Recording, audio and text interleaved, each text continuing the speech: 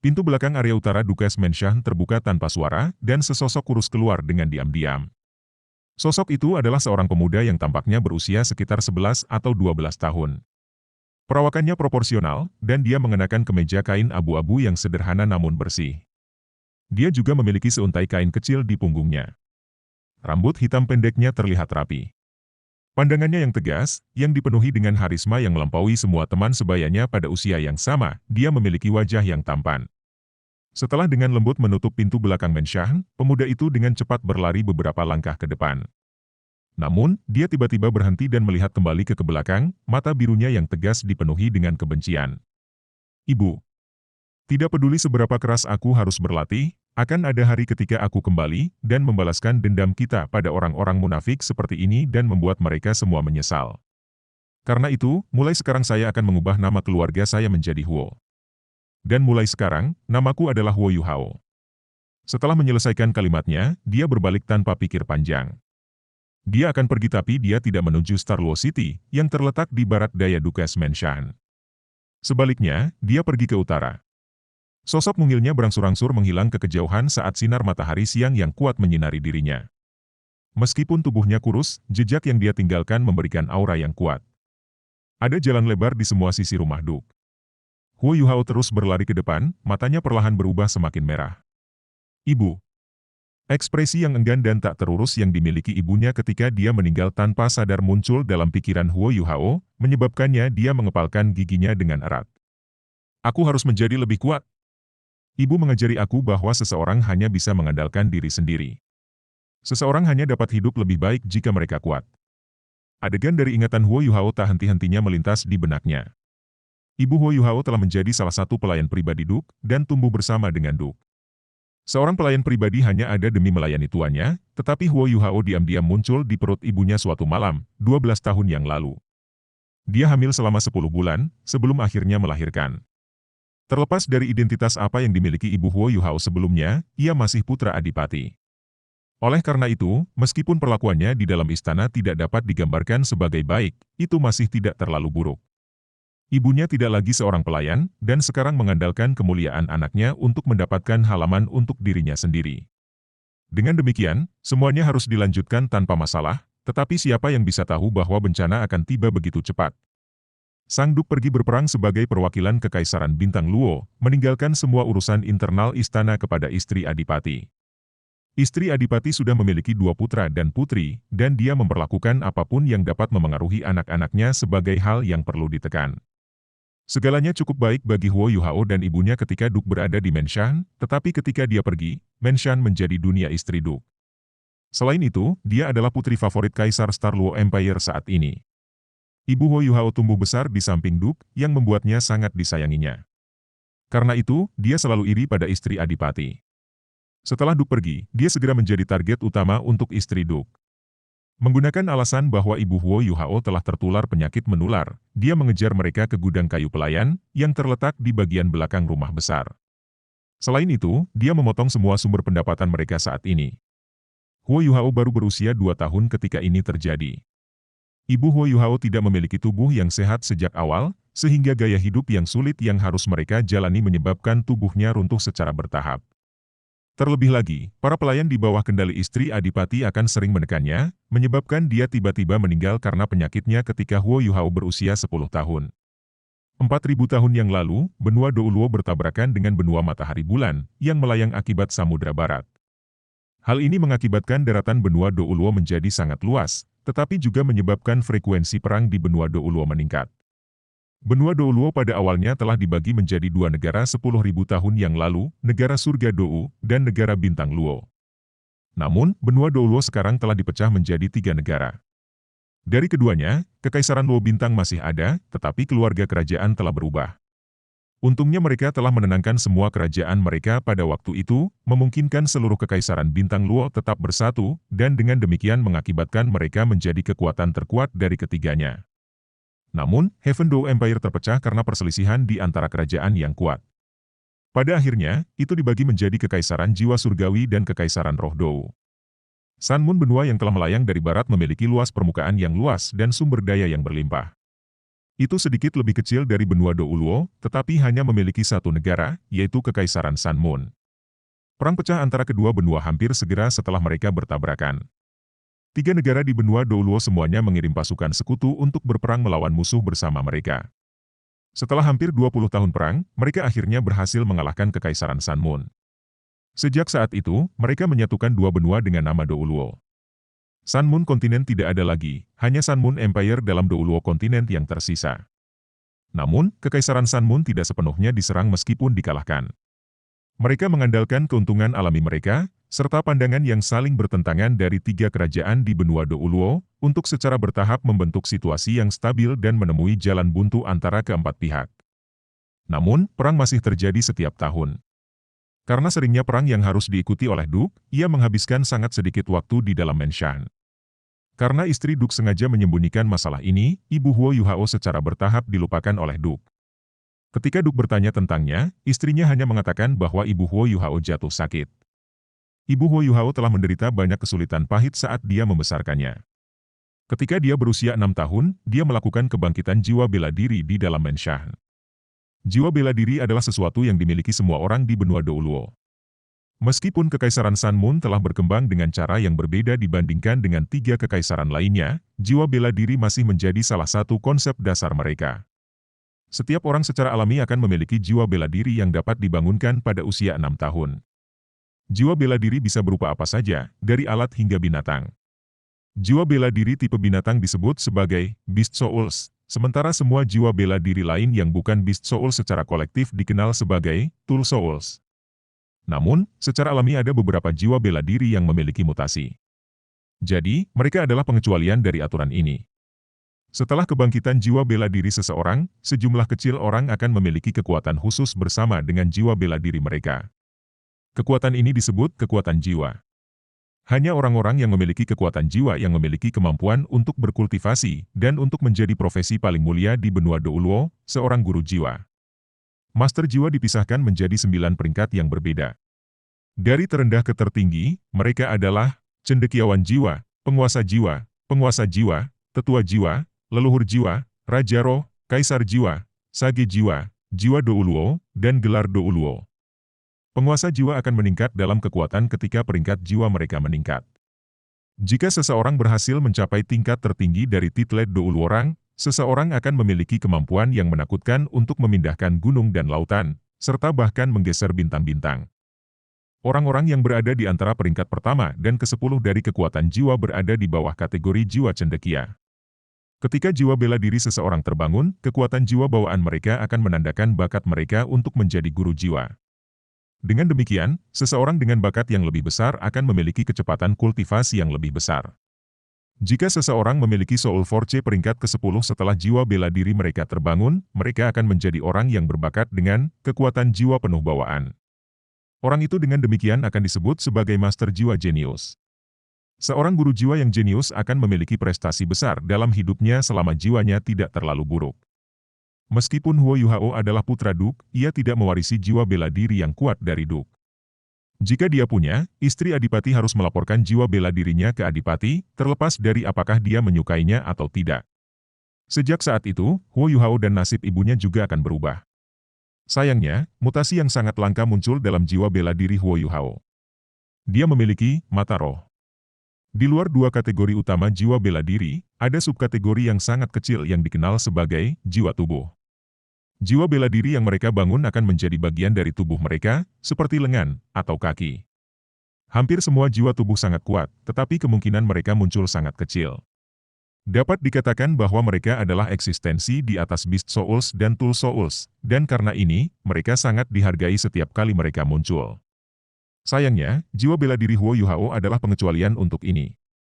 Jiwanya, mata jiwa bela dirinya secara alami muncul di matanya. Selain itu juga jiwa bela diri tipe spiritual yang sangat langka. Dalam keadaan normal, Huo Yuhao seharusnya menjadi sangat dihargai.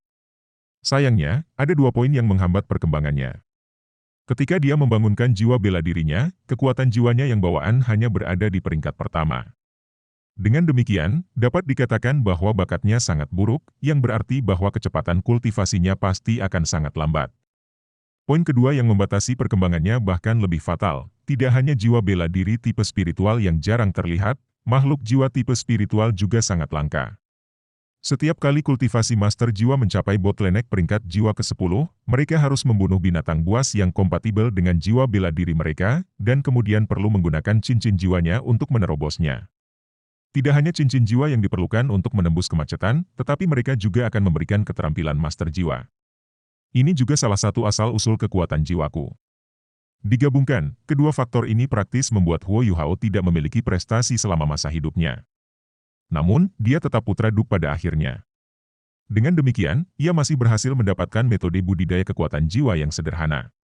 Bahkan anak-anak dari beberapa pelayan di rumah Adipati mampu mencapai peringkat jiwa ke-10 dan bisa menjadi penguasa jiwa dalam waktu 3 tahun untuk membangkitkan jiwa bela diri mereka. Namun, Huo Yuhao telah mencapai usia 11 tahun ini. Dia sudah berkultivasi selama 5 tahun, namun kekuatan jiwanya baru saja mencapai peringkat jiwa ke-10. Lebih jauh, dia bekerja 3 kali lebih keras dari teman-temannya. Setelah ibunya meninggal, Huo Yuhao tinggal di rumah Adipati selama 1 tahun lagi. Dia masih muda, jadi dia tidak memiliki sumber penghasilan apapun setelah dengan terburu-buru meninggalkan Dukes Menshan. Dengan demikian, ia hanya bisa menekan semua keluhannya dan membenci dengan hatinya. Dan, karena penindasan yang harus dideritanya, pikirannya telah menjadi lebih matang daripada teman-temannya. Ibunya telah mengatakan kepadanya bahwa satu-satunya cara baginya untuk menjadi luar biasa adalah menjadi seorang guru jiwa. Bahkan jika dia hanya menjadi penguasa jiwa biasa, statusnya masih akan jauh lebih tinggi daripada orang biasa lainnya di benua Douluo. Kemarin, Huo Yuhao akhirnya berhasil meningkatkan kekuatan jiwanya ke peringkat ke-10, ini dengan bakatnya yang sangat buruk, dan setelah 5 tahun bekerja keras. Ini juga merupakan hari di mana ia berencana meninggalkan rumah Adipati. Dia membutuhkan cincin jiwa. Bahkan cincin jiwa 10 tahun tingkat rendah akan baik-baik saja. Dengan begitu, dia memiliki kesempatan untuk menjadi guru jiwa sejati yang memiliki keterampilan pribadinya sendiri. Di Douluo Benua, binatang buas diberi peringkat sesuai dengan jumlah tahun yang mereka jalani. Kekuatan cincin jiwa mereka terkait erat dengan ini, serta kekuatan mereka secara keseluruhan. Secara umum, jiwa binatang dipisahkan menjadi 10 tahun jiwa, 100 tahun jiwa, 1000 tahun jiwa, 10.000 tahun jiwa, dan 100.000 tahun jiwa. Master jiwa harus secara pribadi membunuh binatang jiwa untuk mendapatkan cincin jiwa dari itu ketika mati. Huo Yuhao tahu bahwa, jika dia terus tinggal di rumah Adipati, dia tidak akan memiliki kesempatan untuk mendapatkan cincin jiwa. Praktis tidak ada orang di sana yang mau membantunya. Karena hal ini, dia dengan terburu-buru memutuskan untuk meninggalkan rumah Adipati, meskipun dia tahu bahwa itu adalah hal yang sangat berbahaya baginya untuk mencari binatang berjiwa roh tipe spiritual sendirian. Lagi pula, anak sapi yang baru lahir tidak akan takut pada harimau. Huo Yuhao dengan cepat tiba di jalan utama saat dia berjalan menuju utara. Meskipun dia masih muda, dia sudah membuat persiapan demi mendapatkan cincin jiwa. Selain satu set pakaian bersih, ia juga membawa ransum kering di tasnya, serta sejumlah uang yang diperoleh ibunya melalui kerja keras. Dia juga memiliki belati di tasnya. Tetapi yang paling penting, ia memiliki peta sederhana benua itu. Baik Dukes Menshan dan Starluo City terletak di wilayah utara tengah Kekaisaran Starluo, dan daerah yang dipilih Huo Yuhao untuk berburu binatang buas adalah Great Star Dou Forest yang berbatasan dengan wilayah utara Star, Kekaisaran Luo dan Kekaisaran Tianhun. Berbagai jenis binatang buas hidup di dalam hutan, yang hampir sebesar provinsi. Selain itu, tidak ada kekurangan keberadaan tertinggi di dalam hutan. Jika ada orang lain yang tahu bahwa Huo Yuhao yang berusia 11 tahun telah berani memasuki hutan Star Dou sendirian, tanpa seorang guru yang menemaninya, mereka pasti akan terkejut terpana. Dia melebih-lebihkan kemampuannya sendiri. Karena dia tidak memiliki keterampilan sama sekali, dia mungkin bahkan tidak bisa memenangkan pertarungan melawan binatang jiwa 10 tahun. Jalan utama benar-benar lurus, sehingga Huo Yuhao dengan cepat berjalan di sepanjang itu, mengikuti pinggir jalan. Meskipun dia masih muda, dia masih peringkat ke-10 jiwa cendekia. Kekuatan fisiknya jauh lebih besar daripada orang dewasa normal. Huo Yuhao menatap jauh ke kejauhan saat dia berjalan maju. Jika seseorang memperhatikannya dengan cermat, mereka akan melihat bahwa mata birunya yang biru langsung menjadi lebih jernih, dan samar-samar tampak ada cahaya yang berkedip di dalam diri mereka. Sejak dia membangunkan mata rohnya, Huo Yuhao telah menemukan bahwa visinya melebihi dari orang biasa. Pada jarak yang relatif dekat, dia bisa melihat banyak detail kecil yang orang biasa tidak dapat melihat dengan jelas, Pada jarak yang lebih jauh, jangkauan visinya lebih dari 2 kali jarak dari orang biasa. Kekuatan visinya juga terus meningkat dalam kombinasi dengan tingkat kekuatan jiwanya. Perubahan yang muncul saat kultivasinya meningkat membuat kepercayaannya pada kata-kata ibunya meningkat. Seorang guru jiwa, aku harus menjadi guru jiwa. Ibu pernah berkata bahwa aku akan menjadi sistem kendali jagoan pertempuran jiwa jika aku bisa mendapatkan cincin jiwa. Bukan karena jiwa bela diri aku buruk, tetapi bakat aku buruk. Dengan demikian, aku hanya akan bekerja lebih keras dan berkultivasi lebih lama daripada orang lain. Huo Yuhao berkultivasi saat ia maju ke depan, didukung oleh keyakinan yang teguh ini. Ketika dia haus, dia akan mencari mata air. Ketika dia lapar, dia akan memakan beberapa biskuit kasar yang dia bawa. Selain bergegas maju dalam perjalanannya, ia akan duduk dan bermeditasi. Fakta bahwa dia benar-benar dapat bergerak sejauh 300 mil dalam 1 hari, pada usianya, bukan keajaiban. Namun, dia hanya memiliki 7 koin jiwa perak dan 5 koin jiwa tembaga, yang membuatnya sangat hemat dengan uangnya. Sejak perang antara benua Douluo dan benua Matahari Bulan telah berakhir, benua telah mengalami ribuan tahun perubahan. Mata uang yang digunakan sekarang sepenuhnya bersatu, 1 koin jiwa emas sama dengan 10 koin jiwa perak, yang sama dengan 100 koin jiwa tembaga. Ketika dia masih muda, ibunya kadang-kadang diam-diam membawanya keluar dari rumah adipati untuk mencari buah-buahan dan ramuan liar di hutan untuk dimakan, hanya demi memberinya makan yang lebih baik daripada biasanya. Dengan demikian, jumlah tanaman yang diakui Yuhao kecil cukup tinggi. Berkali-kali, dia bahkan tidak sanggup membeli beberapa biskuit murah, jadi dia harus mencari makanan di hutan di samping jalan saat dia bepergian. Meskipun Huo Yuhao memiliki panduan peta, ini masih pertama kalinya ia meninggalkan sekitar Dukes Menshan.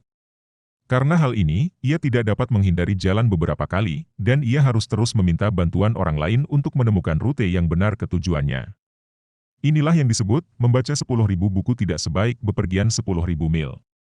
Dia merasa seperti dia telah belajar banyak hal setelah hanya beberapa hari.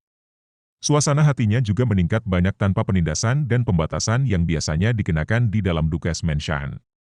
Hal-hal menarik yang dia lihat sejauh ini selama perjalanannya membuatnya bersemangat tanpa henti. Dia masih muda. Setelah tubuhnya pulih, dia tidak merasa lelah saat bepergian. Sebaliknya, dapat dikatakan bahwa dia adalah seekor burung yang meninggalkan kandangnya. Ini adalah pertama kalinya dia bersenang-senang setelah ibunya meninggal. Aku sudah berjalan selama 6 hari, aku harus segera ke sana. Huo Yuhao dengan hati-hati memeriksa peta kertas di tangannya, dan kemudian melihat ke arah yang ditunjukkan oleh pohon-pohon di pinggir jalan. Dia memutuskan bahwa dia sudah sangat dekat dengan hutan Great Stardow. Huo Yuhao menyeka keringat di dahinya saat dia berjalan ke hutan di pinggir jalan. Begitu dia duduk di bawah naungan pohon, berniat untuk bermeditasi dan memulihkan kekuatan arwahnya, suara air yang mengalir tiba-tiba mulai bergema di udara. Suara ini segera menyebabkan Huo Yuhao melompat kegirangan. Kehadiran air menandakan bahwa ia dapat meningkatkan gaya hidupnya. Huo Yuhao dengan cepat menutup matanya, dan diam-diam mendengarkan sumber air. Sebagai seseorang yang memiliki roh bela diri tipe spiritual, 6 inderanya jauh lebih kuat daripada orang biasa. Ini terutama benar ketika dia menutup matanya. Ketika dia memejamkan matanya, kelima inderanya yang lain akan meningkat kekuatannya dengan selisih. Dia dengan cepat mengidentifikasi dari mana suara air itu berasal, dan dengan hati-hati maju melalui hutan. Alasan mengapa dia sangat berhati-hati bukan karena tanah hutan tidak rata, tetapi karena dia takut pakaiannya akan robek oleh semak-semak di hutan. Ini adalah pakaian yang ibunya buat sendiri untuknya. Dia menemukan sasarannya tanpa berjalan lebih dari 200 meter, yang ternyata merupakan sungai kecil selebar 3 meter. Air dingin di dalamnya begitu jernih sehingga kamu bisa melihat langsung ke bawah, dan itu menciptakan perasaan santai dan menyegarkan. Huo Yuhao bersorak gembira, dengan cepat melepaskan pakaiannya, dan kemudian langsung melompat ke sungai, yang bahkan tidak sedalam 2 kaki. Terakhir kali dia mandi adalah 2 hari yang lalu. Perjalanan 2 hari terakhir telah menutupi tubuhnya dengan keringat, dan mandi di air yang dingin dan jernih ini hanyalah kenikmatan yang tidak bisa lebih santai. Setelah benar-benar mandi, perasaan yang cemerlang meliputi seluruh tubuhnya ketika dia berjalan keluar dari sungai. Dia berpikir dalam hati, karena aku sudah tiba di hutan Great Stardow, aku cukup beristirahat di sini. Dia berganti menjadi pakaian yang bersih, melanjutkan untuk mencuci pakaian kotornya di sungai juga, dan kemudian menggantungnya di cabang pohon terdekat. Dia kemudian mengambil cabang pohon yang panjangnya sekitar 3 kaki. Dia menggunakan tangan kanannya untuk menarik belati dari sarungnya di pinggangnya. Belati itu panjangnya sekitar 40 cm, dan sarungnya berwarna hijau gelap. Sarung terbuat dari kulit yang keras, meskipun dia tidak tahu apakah itu kulit dari binatang, atau dari binatang roh. Dia hanya tahu bahwa itu adalah hadiah yang diberikan ayahnya kepada ibunya. Itu selalu dihargai oleh ibunya, sedemikian rupa sehingga ibunya hanya memberikannya kepadanya sesaat sebelum dia meninggal. Gagang belati itu panjangnya sekitar 17 cm, dan sama sekali tidak memiliki dekorasi yang indah, itu memberi orang perasaan sederhana dan tanpa hiasan. Tidak hanya terasa alami untuk dipegang, tetapi juga terasa sangat nyaman. Itu juga tidak mengeluarkan suara saat terhunus. Pisau sepanjang 23 cm itu seperti air musim gugur yang jernih, dan tampaknya transparan. Huo Yuhao tidak bisa menahan diri untuk tidak menggigil karena udara dingin yang pekat di sekitar pisaunya, meskipun ia agak terbiasa dengan itu. White Tiger Dagger. Ini adalah nama belati yang dikatakan ibunya. Saat Huo Yuhao memandang belati macan putih, kegembiraan di matanya langsung berubah menjadi tatapan kesedihan yang dalam. Dia sepertinya melihat sosok ibunya di refleksi pedang. Sambil memegang cabang yang baru saja putus di satu tangan, Huo Yuhao menggunakan belati macan putih untuk mencukur bagian depannya. Ketika bilahnya, yang mengeluarkan cahaya biru redup, memotong cabang pohon, rasanya seperti memotong tahu. Setelah 2 atau 3 pemotongan, bagian depan cabang pohon telah diasah. Dia menyarungkan belati macan putih di pinggangnya, dan berjalan kembali ke sungai dengan ranting yang diasah di tangannya. Setelah menarik nafas panjang, matanya langsung menyala. Semua detail kecil dalam air jernih diperbesar di dalam matanya. Dia sekarang bisa melihat perubahan kecil pada riak air, bahkan udang kecil yang berada di antara celah-celah di tanah di dasar sungai tidak bisa lepas dari perhatian mata rohnya. Selain itu, semuanya tampak melambat saat dia melihatnya. Tiba-tiba, Huo Yuhao membuat gerakan cepat kilat, dan menikam dahan tajam yang dipegangnya ke sungai.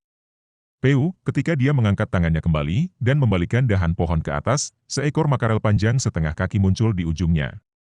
Bagi orang awam, menikam ikan jelas merupakan sesuatu yang membutuhkan teknik.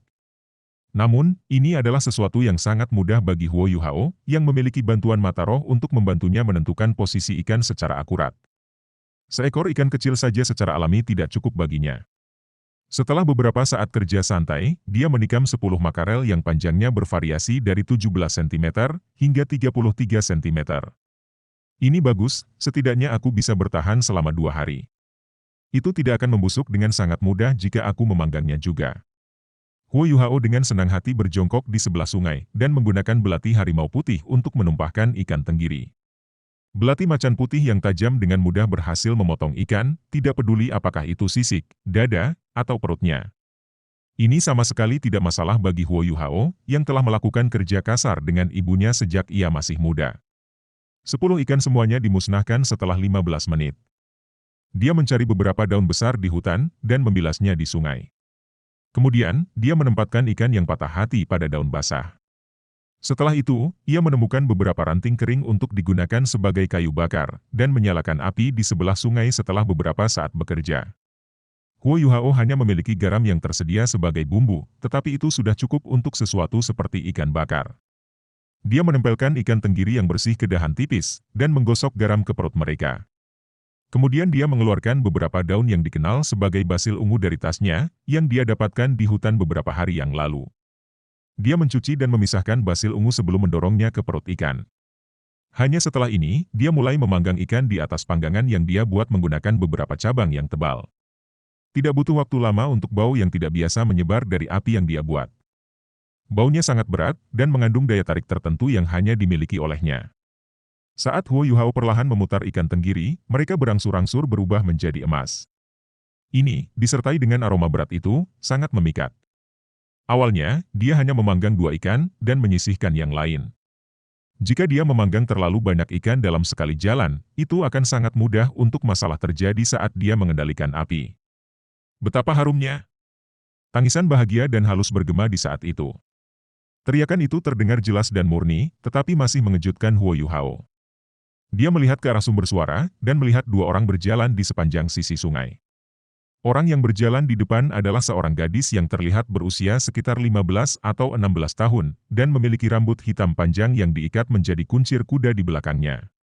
Dia mengenakan satu set jubah prajurit berwarna biru muda yang pas, yang sepertinya menguraikan tubuhnya yang masih muda dan halus yang dipenuhi dengan masa muda. Dia memiliki mata seperti phoenix, yang besar dan cerah. Dia juga memiliki hidung terangkat, wajah oval yang hampir sempurna, dan wajah cantik dan lembut yang sedikit senang saat dia memperbaiki pandangannya pada ikan bakar Huo Yuhao. Orang yang mengikuti di belakangnya adalah seorang pemuda yang seusia dengannya. Tubuhnya yang ramping tinggi dan lurus, sementara rambutnya yang pendek dan biru bersinar dengan kilau seperti batu giok di bawah sinar matahari. Meskipun dia belum tua, dia memberi orang semacam perasaan ilmiah. Wajah tampannya memiliki senyum malas namun hangat di atasnya, dan tangannya diletakkan di belakang kepalanya. Dia juga menatap ke arah Huo Yuhao dengan tatapan tertarik. Namun, dia tidak melihat ikan bakar, tetapi pada Huo Yuhao sendiri. Gadis itu berlari menuju Huo Yuhao dengan semangat tinggi. Ekspresi serakah dan lapar muncul di wajahnya ketika dia berkata, "Adik, apakah kamu menjual ikan bakar ini? Baunya sangat enak. Bagaimana kamu membuatnya?"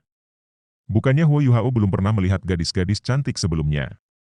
Ketika dia berada di rumah Adipati, banyak gadis pelayan yang sangat cantik, namun tak satu pun dari mereka yang pernah sedekat gadis di depannya sebelumnya.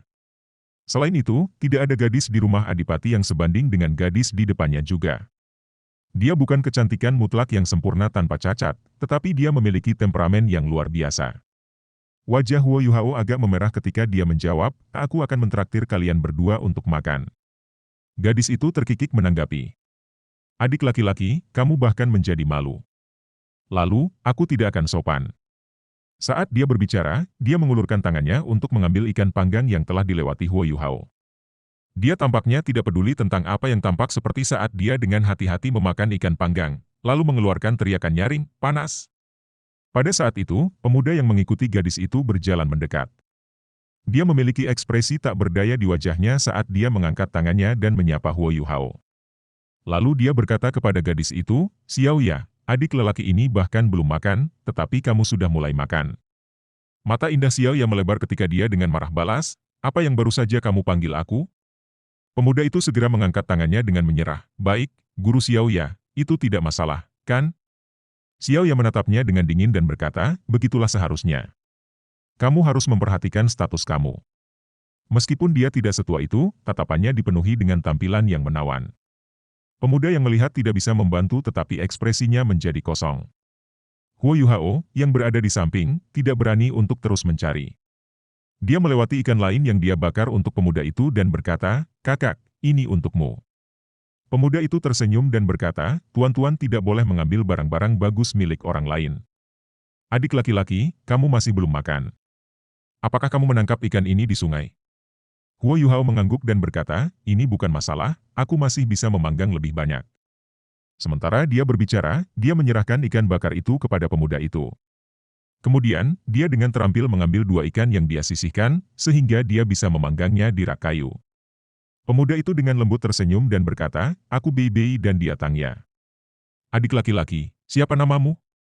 "Aku Huo Yuhao," jawabnya sambil hati-hati memanggang ikan. Selama perjalanannya, dia bertemu banyak pelancong saat tidur di luar, dan juga menerima banyak bantuan dari mereka. Dengan demikian, dia tidak ragu untuk memberi Tangya salah satu ikan yang dia bakar ketika dia bertanya. Beberapa hari terakhir telah mengajarinya fakta bahwa orang-orang harus saling membantu ketika mereka berada di luar. Bei Bei duduk di sebelah Tangya. Cara dia memakan ikan bakar jauh lebih anggun daripada Tangya. Paling tidak, tangannya tidak sepenuhnya ternoda minyak. Pada saat Huo Yuhao selesai memanggang ikan kedua, Tangya sudah tidak sabar menunggu.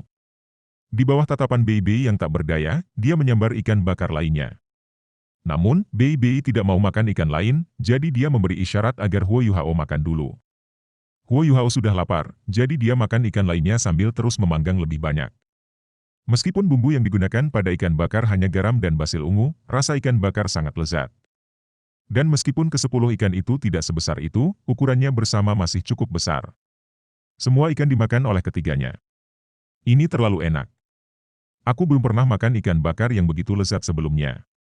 Adik laki-laki Huo Yuhao, bagaimana kalau aku mempekerjakan kamu sebagai koki, oke?" Tangya berbaring di rumput, dan berbaring dengan puas. Lekuk tubuhnya benar-benar terbuka, tetapi sepertinya dia tidak keberatan sama sekali. Bei Bei menggaruk kepalanya sambil menatapnya, tetapi tidak melakukan apa-apa. "Apakah kamu punya uang?" "Guru Xiao Ya?" Bei Bei bertanya, menyiram air dingin pada idenya. Aku akan punya uang di masa depan. Tangya sedikit malu saat dia duduk. Dia memelototi Bei Bei, tampaknya tidak senang padanya karena merusak rencananya. Huo Yuhao berdiri dan berkata, "Brother Bei, Sister Tang, aku harus pergi dulu." Bei Bei berkata, "Adik kecil Huo, ini adalah desa terpencil, dan tidak begitu jauh dari Great Stardew Forest di mana jiwa binatang berkeliaran. Kemana kamu ingin pergi?" Huo Yuhao menggelengkan kepalanya, lalu meraih bajunya yang sudah kering dari cabang pohon. Dia tersenyum dan melambaikan tangan pada mereka berdua setelah dia memasukkan pakaiannya ke dalam tasnya. Setelah itu, dia berbalik dan pergi di bawah tatapan Tangya yang sedikit heran. Dia tidak bisa benar-benar ingin pergi ke hutan Great Stardew, kan? Tangya menatap Huo Yuhao yang menyusut saat dia merenung. Bei Bei menggelengkan kepalanya dan berkata, "Aku tidak bisa memastikan. Samar-samar aku bisa merasakan bahwa ia memiliki kekuatan jiwa, tetapi sangat lemah. Sepertinya dia sendirian. Ini benar-benar agak aneh." Tangya menjulurkan lidahnya dan berkata, "Karena dia memiliki kekuatan jiwa, mengapa kita tidak merekrutnya ke sekte Tang kita?" Bei Bei dengan sedih menjawab, "Kamu tidak mungkin ingin merekrut seseorang ke sekte ini, hanya karena mereka memasakkanmu ikan yang lezat?" Wajah Tangya memerah ketika niatnya diketahui, dan dia menjulurkan lidah pada Bei Bei. Bei Bei berkata, "Adik kecil Huo ini telah mengalami sesuatu dalam hidupnya. Aku bisa melihat bahwa kedewasaannya melebihi rekan-rekannya dari tatapannya saja. Namun, aku tidak tahu seperti apa bakatnya." Ekspresi bahagia muncul di wajah Tangya ketika dia menjawab, "Karena kamu mengatakannya seperti ini, apakah itu berarti bahwa kamu sudah setuju?" Bei Bei tersenyum pahit, "Sekte pemimpin sekte Tang yang hebat, Nona Tang. Sebelum kamu menerima aku sebagai murid, sekte Tang hanya memiliki kamu, dan kamu sendiri, sebagai pemimpinnya. Karena itu, karena ambisi kamu adalah memperkuat sekte Tang, wajar saja jika kami merekrut orang yang cocok. Adik kecil Huo ini terlihat seperti orang yang stabil dan tenang. Jika bakatnya lumayan, dia adalah pilihan yang cocok. Dan dari pakaian yang dia kenakan, keadaan keluarganya seharusnya tidak terlalu baik. Dengan demikian, sekte Tang kami dapat merekrut murid semacam ini sekarang." Tangya memandang Bei Bei dengan tatapan yang sedikit ingin tahu ketika dia berkata, "Kamu sebenarnya cukup licik." "Aku tidak bisa mengatakan itu sama sekali." Bei Bei berdiri dan menyapu debu pakaiannya saat dia menjawab, "Ini hanya disebut cerdik, tetapi memanggil aku bijak juga baik-baik saja. Ayo pergi. Karena kita sudah makan begitu banyak ikan bakar, setidaknya kita harus melindunginya untuk satu bagian dari perjalanannya, kalau dia mendapat bahaya ketika dia bertemu dengan beberapa binatang buas, tidak peduli apakah kita merekrutnya ke sekte Tang atau tidak." Tangya juga berdiri dan terkikik. "Kamu memang cukup pintar kali ini, karena pikiranmu sebenarnya identik denganku. Ayo pergi setelah aku membersihkan sedikit." Huo Yuhao secara alami tidak menyadari konversi antara Bei Bei dan Tangya.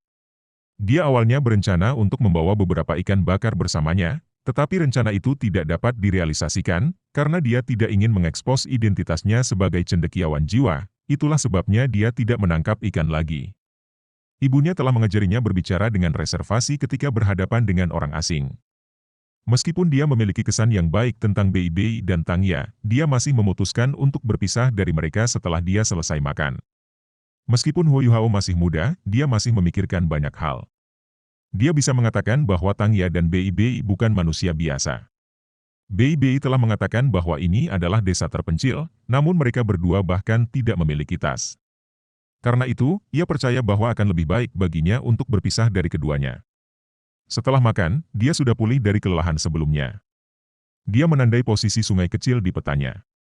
Siapa tahu, dia mungkin memiliki kegunaan untuk itu ketika dia kembali. Setelah berjalan ke depan untuk waktu yang singkat, papan nama kayu di pinggir jalan menarik perhatiannya. "Kamu akan memasuki wilayah hutan bintang besar Dou dalam jarak 50 meter. Ada binatang buas berkeliaran di sekitar, jadi harap berhati-hati." Benar saja, dia tidak tersesat. Dia akhirnya akan mencapai tujuannya. Selain perasaan gembira saat ini, Huo Yuhao juga merasakan sedikit gugup. Dia menyentuh White Tiger Dagger di punggung bawahnya dan menekan kegelisahan di hatinya. Kemudian, dia mengambil langkah bertekad saat dia maju ke depan. Menjadi seorang guru jiwa adalah satu-satunya jalan keluar baginya. Ini adalah keyakinan yang dia pegang di dalam hatinya, dan dia tidak pernah menyesali keputusannya. Udara berangsur-angsur berubah dingin dan menyegarkan, dan perasaan luar biasa serius tampak ada di dalamnya. The Great Stardew Forest seperti binatang buas yang mulutnya terbuka lebar untuk makhluk muda. Dia akan memiliki kesempatan, atau ditelan.